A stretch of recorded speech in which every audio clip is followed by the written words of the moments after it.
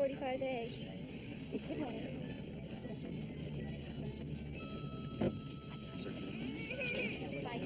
That's your seat. Hi.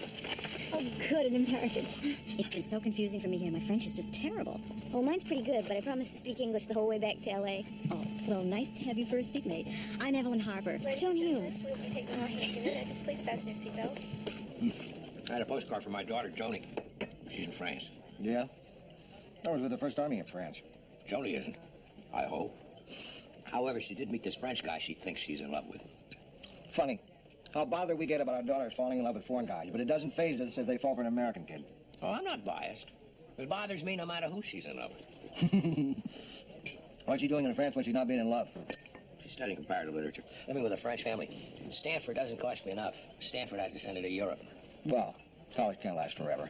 In comparative literature, it can. Hello? Do you mind if I join you, or is this an editorial lunch? We were just discussing foreign affairs. Charlie's balance of payments with France. Well, I just landed Pacific Discount Stores. Having a big sale. They're going to take a 3/4-page ad. Page 5. They've always used the Times before. Good for you, Al.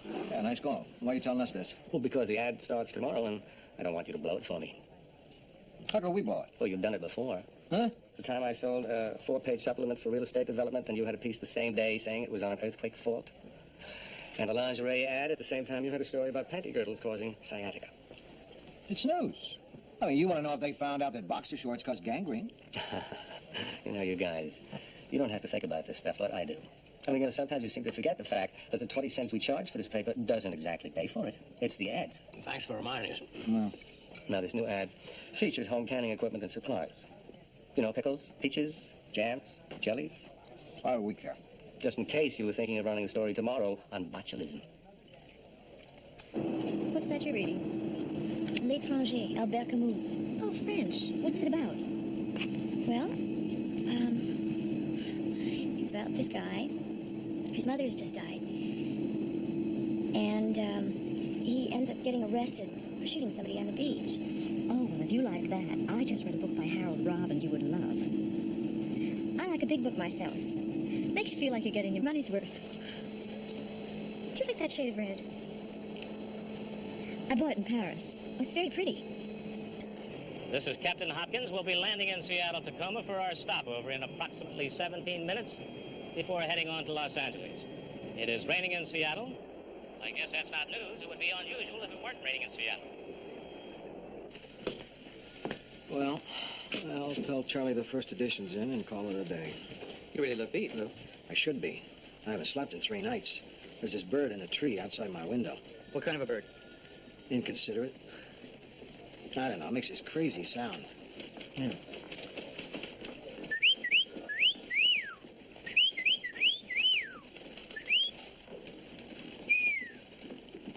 There's no rhythm to it. I go nuts waiting for the last... How'd it go again?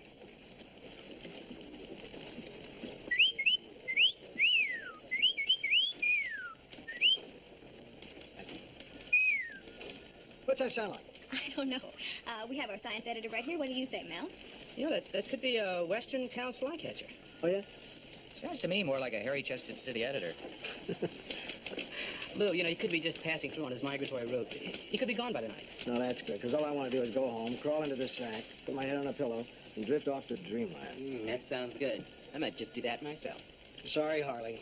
You're going to crawl into a tuxedo and cover that $100 a plate fundraiser at the convention center. Wow. At least it's Republican. They spend some of the 100 on the food. I got a bird that keeps me awake, too. She's 33, divorced, friendly. We're going to have a nice little intimate dinner at her place. Only this one doesn't tweet. She kind of makes cooing sounds. What do you got lined up? I'm going to take a shower with the Johnson brothers. Johnson & Johnson. Shampoo. I'm going to wash my hair. That's too bad. I was going to ask you if they had sisters. Well, tonight's basketball night. The Lakers? No, San Pedro Dunks against Hogan's Meats. I'm a guard for the Meats. A guard? I figured you to play center. Hey, Billy, you live out on the west side. With traffic the way it is, how long should I give myself to get to the airport? About 45 minutes. Why? I just have to pick someone up at the airport. A female someone? Yeah, but it's just... Do we know her? I mean, what's her name? Rose, you don't know her. She's just someone I've known for a long time. She's coming in from a while. Hey, listen. While you're there, would you give me one of those mouse hats, you know, with the big ears and the writing on the front? Okay, what do you want it to say? Press. Seattle, this is CSA 75. I have an intermittent red light which indicates my left landing gear may not have fully retracted on takeoff. I'll try my backup systems on the way to LA, see if we can't get it all the way up. Roger, CSA 75. We will contact LAX and advise them of your situation.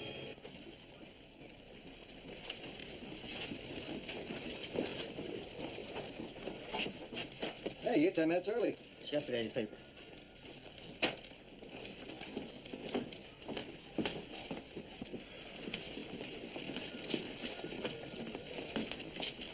I'm going home now, Ray. She's all yours. All right, Lou. Ray, Yeah, Lou.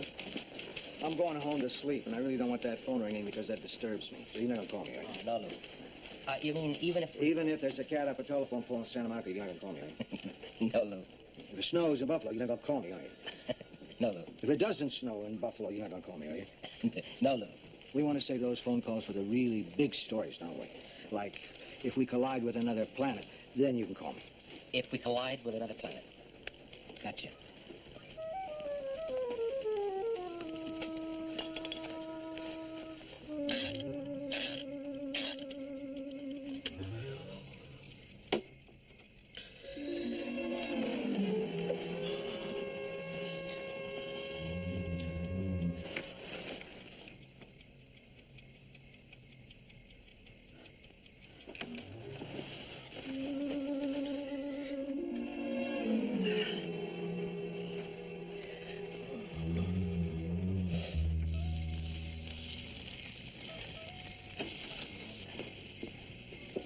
Here you go. Well, thanks, Josh. I never had a martini with a cherry in it before. How's it taste? What you put in here? All kinds of stuff. Tell him how much you like it. This is some martini. I know. He's my man of the house now. It's nice. What time does he go to bed? Oh, usually right after Johnny Carson. Isn't that a little late for a 10-year-old? He just hates to miss anything. He's not going to miss anything. What was that? Yeah, here it is. I just got off the wire, too. An airplane can't land more than 300 people aboard. Is that what you got? Okay. Thanks, Larry. A jumbo jetliner is in trouble, unable to land. We will interrupt our programming for further updates. Barry Martin, Mole You hear that? 74 LAX. Yeah, that bulletin. That means I got to get down to the paper. Why? Why do you have to go? Because I'm the assistant city editor. But the steaks are almost ready. Oh, surely there must be somebody else to take paper. When these big ones happen, it's me, babe. As much as I've been looking forward to spending this evening with you and Josh, I gotta get moving.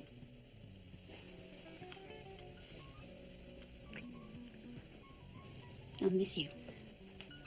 Well, maybe I could,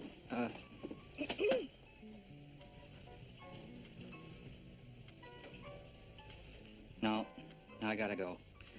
That's the newspaper game. Hey, when you gotta go, you gotta go. Hello? Oh, hi, Haskins. How big a plane? My God. All right. I said all right. I'll be down there inside of 20 minutes. What? Well, of course you should call Lou. He's the city editor, isn't he? If you can call me, you can call him. If it turns out to be no story, he'll kill you. Listen, if it turns out to be no story, I'll kill you. Either way, you die.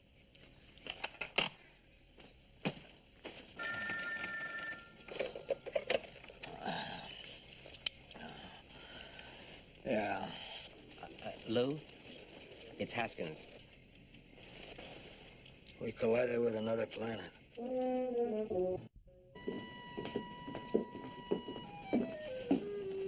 Hey, you didn't sign the register. You signed for us. Grant, Clayton, Hogan's Meats.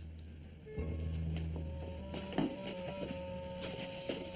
didn't know you moonlighted as a butcher. It's got to be somewhere in the library. Hang on. Till you pick up on 06, the FAA.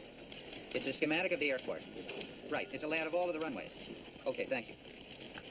Department of Airport, Public Information. I want to talk to Peg Herford and nobody else. I hated to bother you, Lou, but this seemed important. What do you think? You did right, Ray. What story? He can't get his wheels down. That is, according to his indicator lights, one set of wheels is down, but the other isn't. I told the tower that his left landing gear is down, his right is still retracted. Where's Charlie Hume? Has anyone told him about this?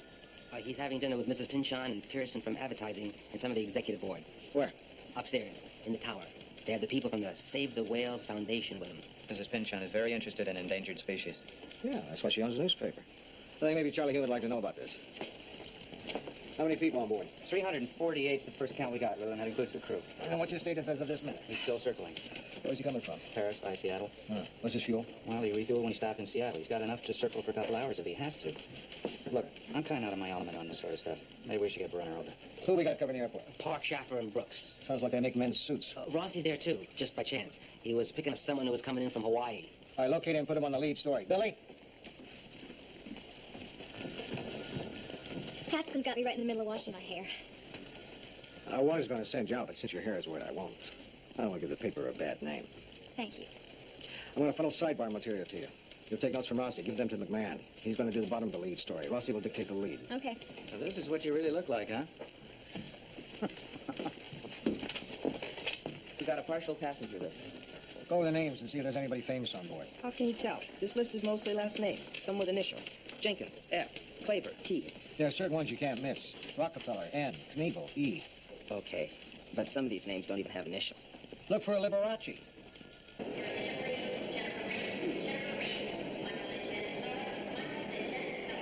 Hey, come on. I'm not out here on a job. I've got someone I have to meet. She's just getting off a plane now. They're just arriving. Here she comes. Look, I'll get back to you. Hey, Rose. Hey, Rose.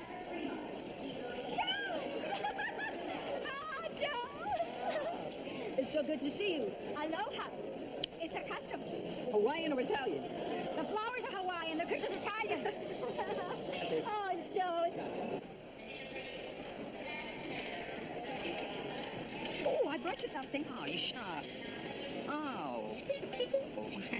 I keep thinking of you as being younger than you are. Oh, no. This is nice. Thank you. Maybe I can take lessons, tiny uke lessons. Hey, no. So how was your trip? Oh, it was nice. I didn't have as exciting a time as I did in Acapulco last winter, but, oh, the people are lovely. And you can drink all the water without worrying. Oh. Look, Aunt Rose, I'm really sorry with you just arriving, but, I gotta go to work. I'm on an assignment, so I'm gonna have to put you in a cab, take you to your hotel. No, it's okay. I'm not tired. It's only 7 o'clock Hawaiian time. Besides, the plane trip was restful. I had 2 champagne cocktails, and I watched the movie. I didn't listen to it. I just watched it. You save $2.50 if you don't buy the headset. Look, I don't think you understand. See, something's come up here at the airport. I gotta cover it. They just called me. They called you all the way out here? Yeah. They must think the world of you. Well, there's a plane in trouble. Oh, my. No, don't worry. It'll probably turn out to be all right. So they scrambled the Navy chase plane out of Miramar, and he eyeballed. Confirmed that his left set of wheels was only partially down. The pilot's already gone to his first backup system, but nothing's happened. Anything else you can do? Yeah, you're doing it now. Going to the manual backup system. Okay, but why is he up there at all? I mean, that's a busy airport. Why don't they divert him someplace else? Well, ordinarily they would. Send him out to Edwards Air Force Base. But they've shut down operations for a week to install a new electronic system for the space shuttle. Why not divert him to Ontario? And you've got 348 people. That's just too much for them to handle.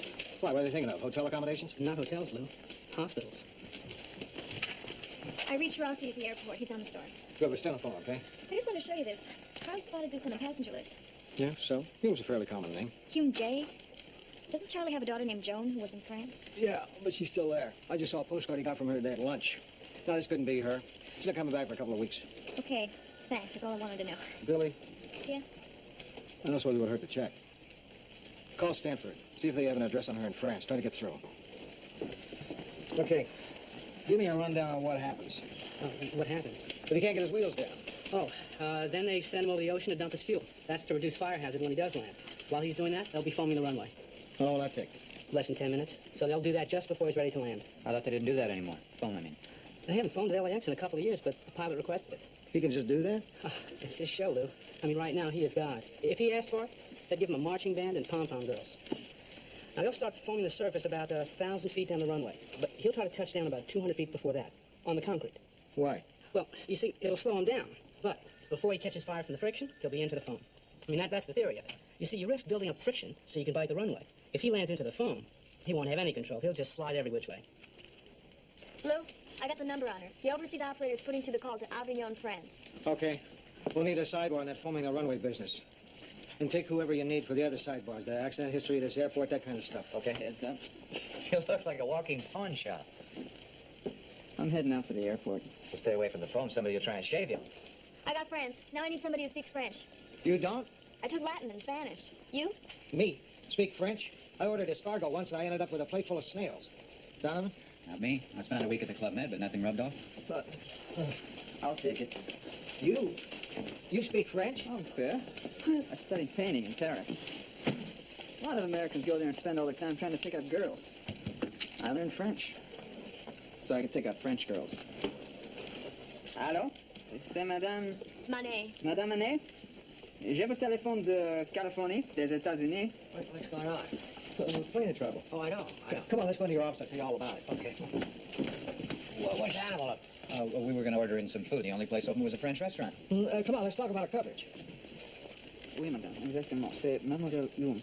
Jean Hume, H-U-M-E. Oui. Ah, quand? De Paris? À quelle heure arrive-t-elle? Quel vol? C'est très important. Vous êtes certaine? Oui. Merci. You know, on the way down here, I caught myself thinking, we'd had such a slow news day.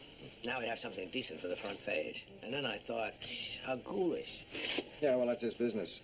We don't stop to think about how much of it is dealing with other people's tragedies.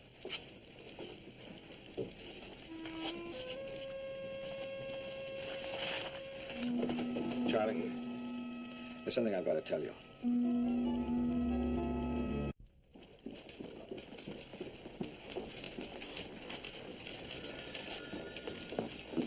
I just heard about it upstairs. Is it true? Is John Hill on that plane? Yeah, he's talking to his wife now. He was just saying at dinner. He wasn't expecting her back for 2 weeks. I guess she decided to surprise them. We checked with people she was staying with in France. She's on that flight. You want to see the headline proofs? Yeah, I have a look. Let's hope and pray. No, it just seems more important that I be there than here. This is that postcard I was telling you about. She's going to surprise us. Hey, Charlie, everything's going to be okay. You going out there to the airport? Don't let him drive alone. Send someone. Yeah, you can go with the animal. I'll handle it at this end. Right, I'll take charge of things when I get there. Listen, Charlie, Brunner said the pilot can always crank down the other set of wheels by hand. Happens all the time. Then everything winds up fine. Charlie, these pilots are so good. Everything's going to be all right. Yeah, I know. It's probably routine.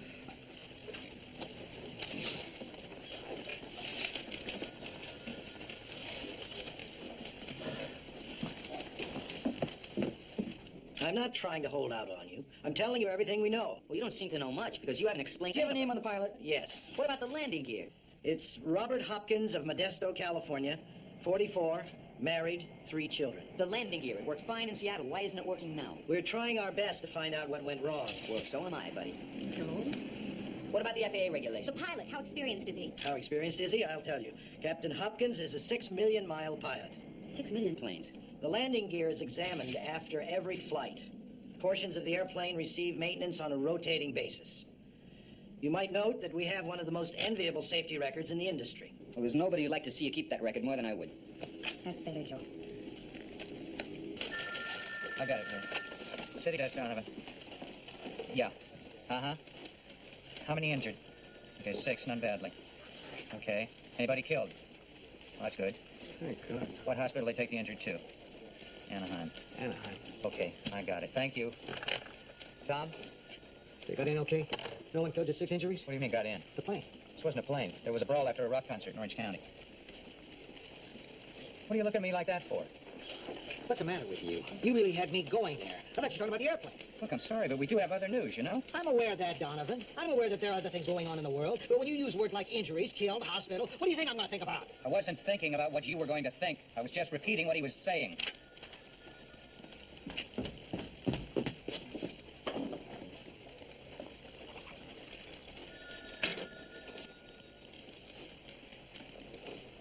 Donovan, want some coffee? Thanks.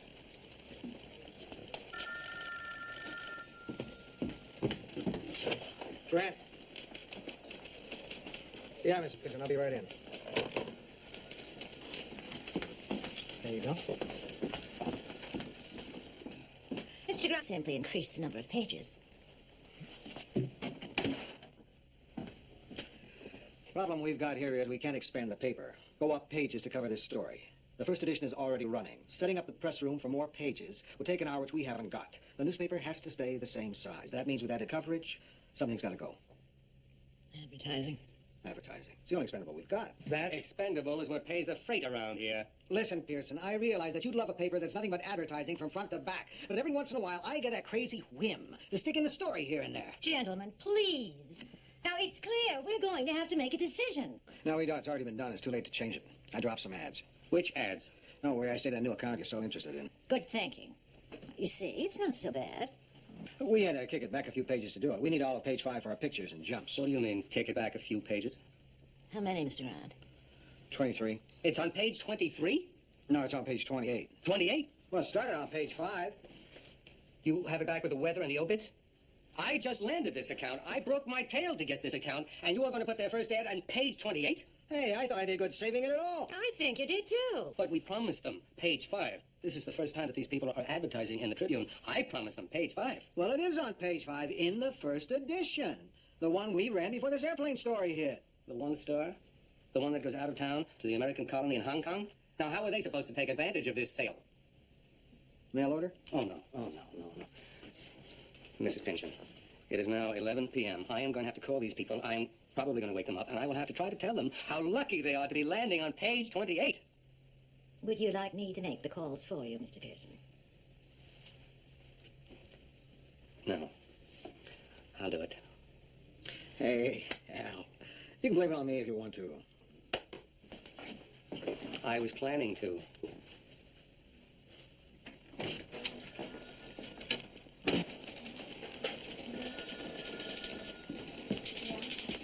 Anything? Yeah. Okay. What's new? It worked. He cranked the other set of wheels down manually. But he's okay. Thank God. No, wait. What? The wheels are down, but they're not locked. He says it's as bad as they're not being down at all. The pilot's indicator light is still red. He's afraid the wheels are just going to cave in on impact. Maybe the wheels are right, but the indicator light is wrong. No, he's got a horn ringing at him, too. He says he just can't afford to take a chance. So what's he do now? I don't know. Yeah. I know how frustrating it is being 400 miles away, but I can't do anything more, and I'm right here. Now, listen, Marion. Look, Marion, that's not going to do any good. I don't know why she decided to come now. I know how hard it is to believe that this is happening, but you listen to me now, Marion. I feel very strongly that everything is going to be all right. Okay? Yeah, I'll call you just as soon as I hear anything. He's got it down. Doesn't know if he can make him work. I don't know, it's crazy around here. The name of the pilot was Robert Hopkins, age 44, from Modesto. Something happened to the Thank you. here. Look, Aunt Rose, I've got $10 worth of dimes. Now, you're going to sit right here and keep this phone open for me. When whatever happens, every reporter in the airport's going to come running in here, looking for a phone. You'll be on this one. Then I'll be able to come right in and take over. I'm calling the Trib now. Billy Newman, please. Then I'm going to turn this over to you. Newman, Rossi. Yeah, this is my Aunt Rose. Now, you're going to be speaking to her until something breaks here, okay? I'm going to turn... Okay. Billy, this is my Aunt Rose. Aunt Rose, this is Billy. Hello, Billy. Oh, for heaven's sake, you're a girl. Well, I think they're going to have to make the final decision pretty soon now, I guess. What decision? Whether to try the old foam or not. As much as I want this waiting to be over, just hit me what they're going to try to do. Well, they've done it before. She'll be all right. You know, first time I took her on an airplane, she was only 5. And she was afraid. She was really frightened. We were already taxiing down the runway, and she wanted to go back and get off. But then I held her hand, and she was all right. Funny, whenever we flew after that, the landings and takeoffs, I'd hold her hand. Now she's up there. For nobody. Go. Hold her hand.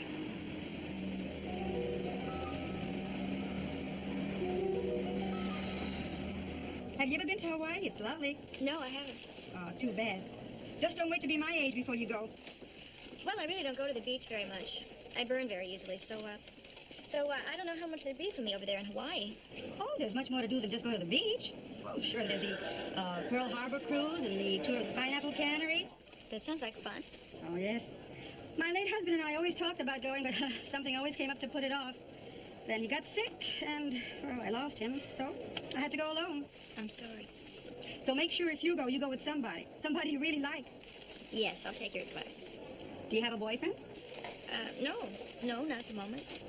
Do you know my nephew Joe? He works at the paper. Yes, I know him quite well, as a matter of fact. Isn't he a lovely boy? So sweet, so considerate. We think a lot of him on the paper, too. Billy, I gotta put Joe on. Hello, Billy. Here it is.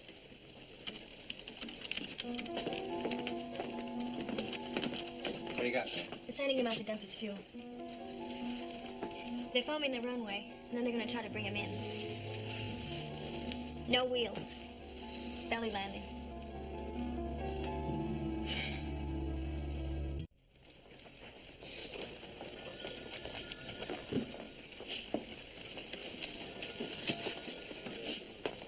Tonight I discovered a way to quit drinking. What's the secret? 10-year-old bartenders. What? Oh, it had to do with my date tonight and her son and a pink martini. You don't want to hear about it. Here's the layout of the airport that the artist just drew up. Which runway is he using? I don't know. Brunner? Just 1 second, Luke. Yeah. Well, how many minutes are left? Brunner, will you hang that thing up and come over here? Right. What was that? I was just checking the score on the San Pedro Dunks Hogan's Meats game. The Meats are behind, 78-74. Well, they're playing without me, Lou. So am I. Which one of these runways is he going to use? This one, on the north. It's the runway they regularly use for the big jets. Meanwhile, they won't have to suspend operations on the other runway. You know, Lou, I bet you 95% of the people out there don't even know anything is wrong. Well, let's hope they're right. We could use a sidebar on that. Situation normal, business as usual, that kind of thing. I got Haskins working on that, checking with reporters out the airport. Maybe we should have somebody do something on how people are going to get off that airplane. You know, those slides they use or whatever. Huh? I got Parks looking into that. You're really organized, aren't you, Donovan? On top of things. All this time I've been thinking what a goof-off you are. How I'd hate to have to depend on you in the crunch. With your 2-hour lunches and your social phone calls. Then we have a crisis like this and you really come through. Well, don't let it get around. You blow years of careful image building.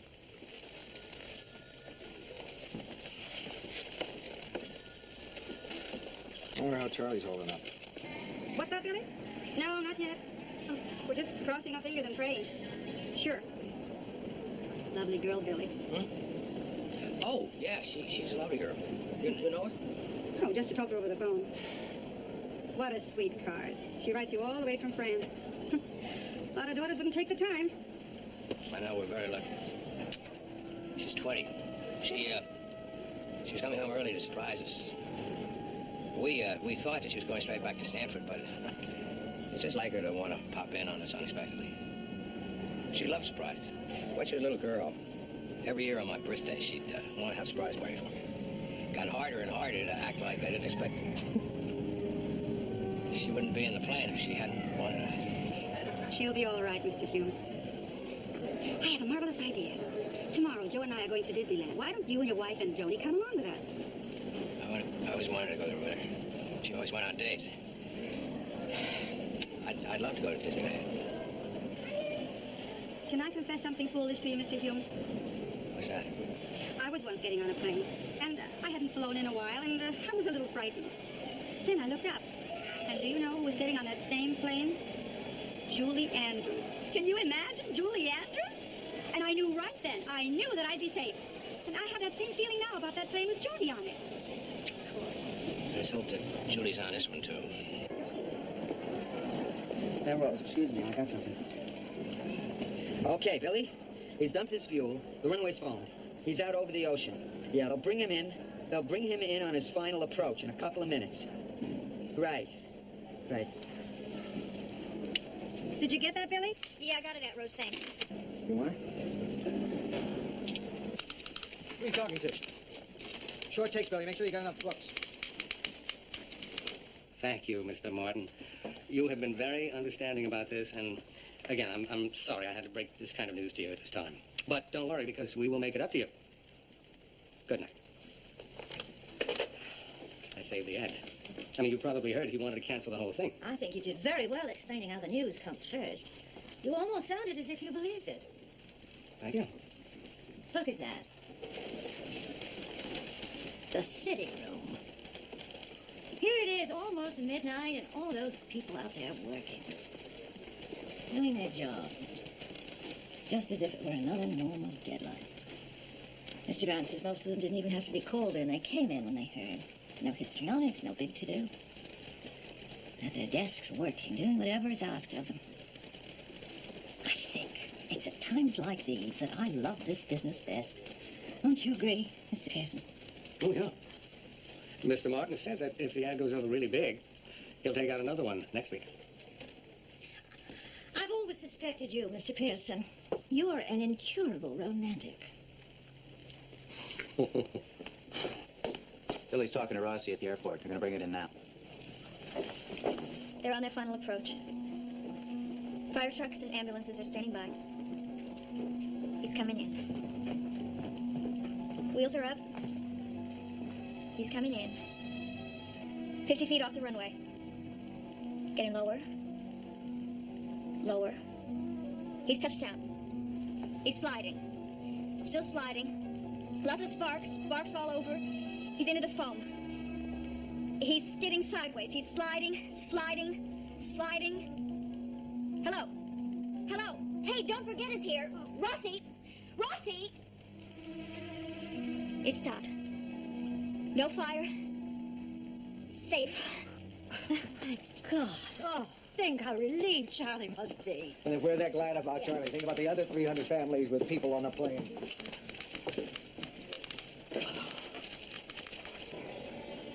Only a few people have gone through customs so far. Yeah. Yeah, hard to believe, isn't it? After all they've been through, they make them go through customs. Wait a minute, wait a minute. Here she comes now. Oh, Daddy, I wanted to surprise you. Well, you didn't have to get so elaborate. I'm sorry. Daddy, what you must have been through. You had us all so worried. Joe Rossi's aunt. People hugging, kissing, lots of tears. You know how to write that stuff. I'll get some What Was It Like interviews and call you back.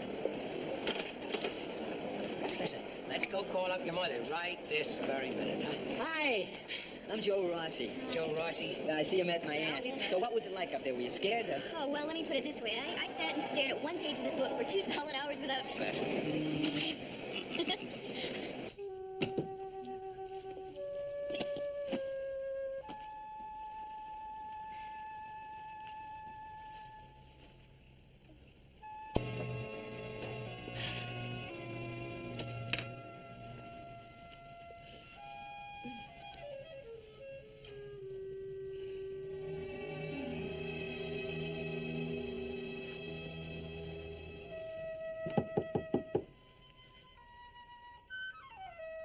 Yes? Carol, it's me, Art.